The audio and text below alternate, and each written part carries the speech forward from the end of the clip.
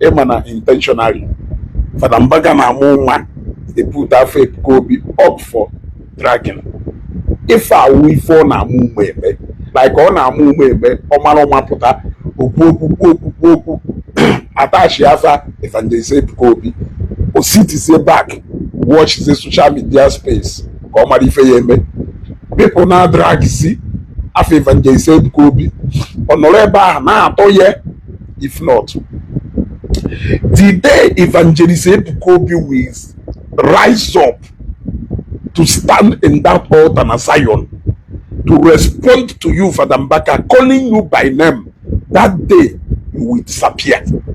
You know, respect will limit, respect the mono. Asina ekulun katanisi, asokate zanya, ekulun katanihu, nisi, wayo. So one day, if all the member one day, Evangelist Ebuka Obi are standing at the altar of Zion, all by name, I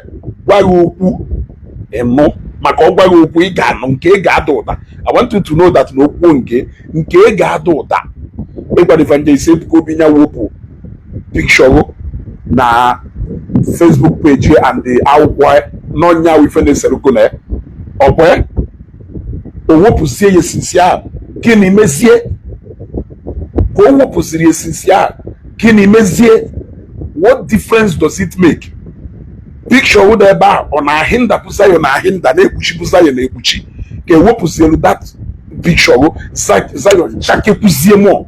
Tell me, what is the advantage of that picture to there when people like us didn't even notice when the picture was there and when it was removed?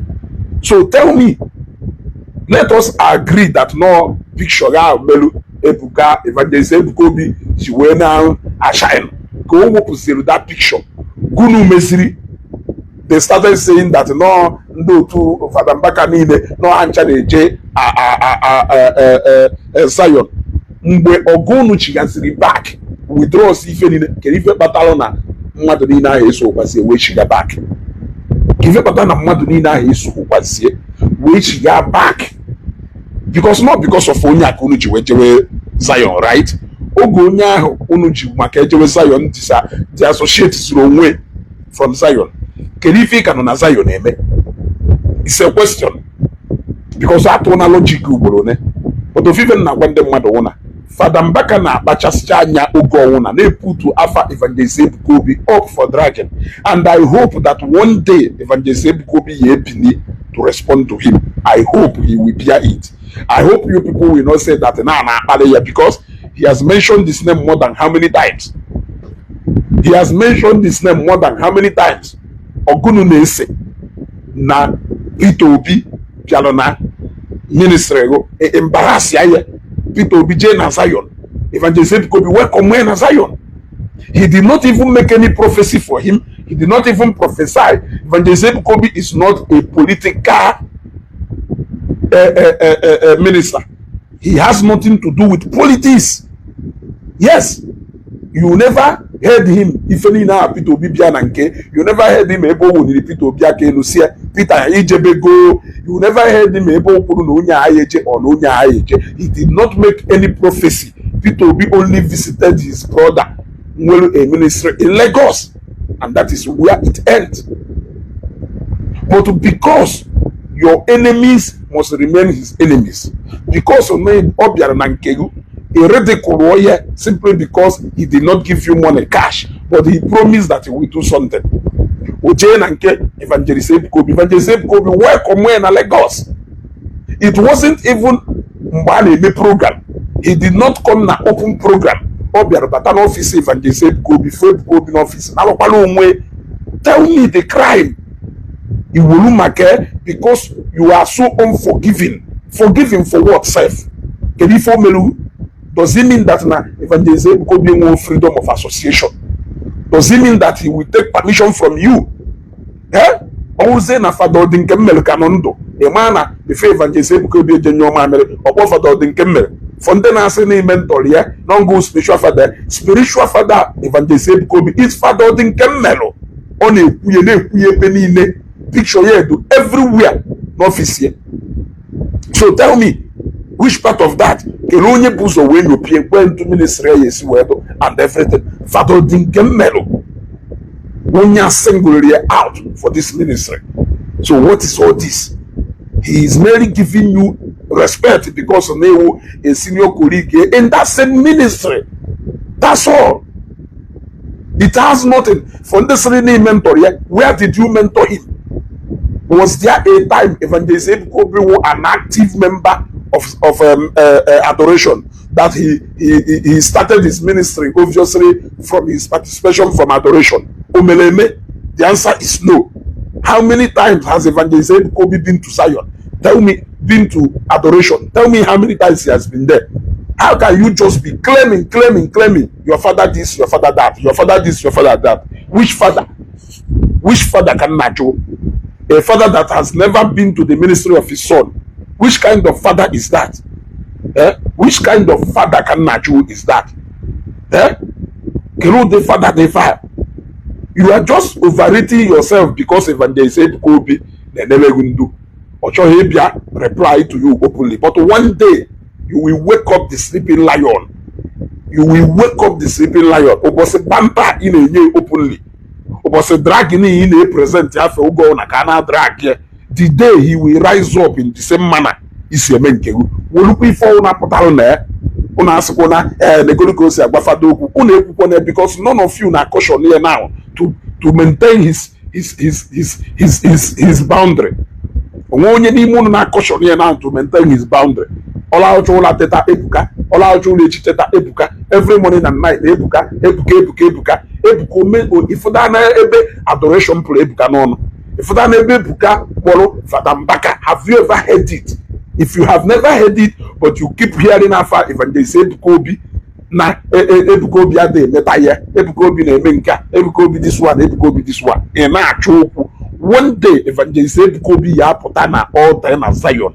We mention all your name, that day your career will be done. I have this words will way. You want to go? Respect is reciprocal. Respect is reciprocal. Owulu na ndị mmadụ sere ife na-esere ụnụ na-apụwo na ikekwe Ebuka ma na owepụ picture ministry ya da ka o wepụsịrị picture gụnụ melu. Does it mean na picture ụ na-ekpuchirie from a child? No wepụ ha na picture bido child ba. Look at the success ministry Evangelist Ebuka Obi record from the past few years here to now. Then you can tell me.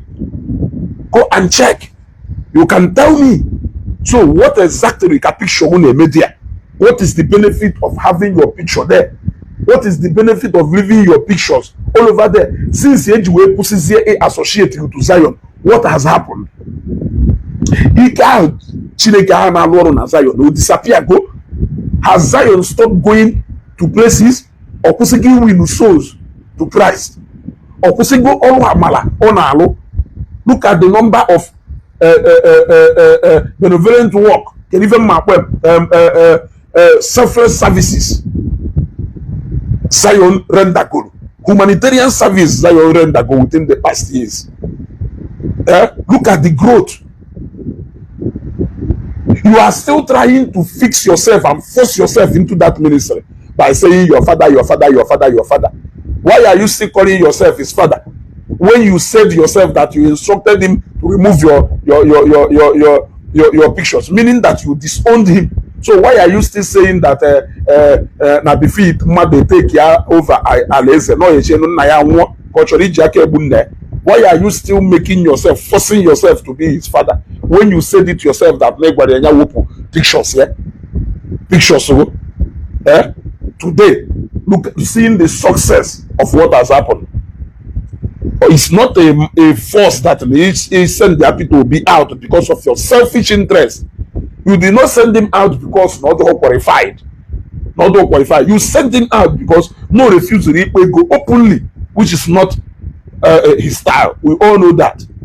He sent there out. Obey Evangelist Ebuka Obi visit in Zion.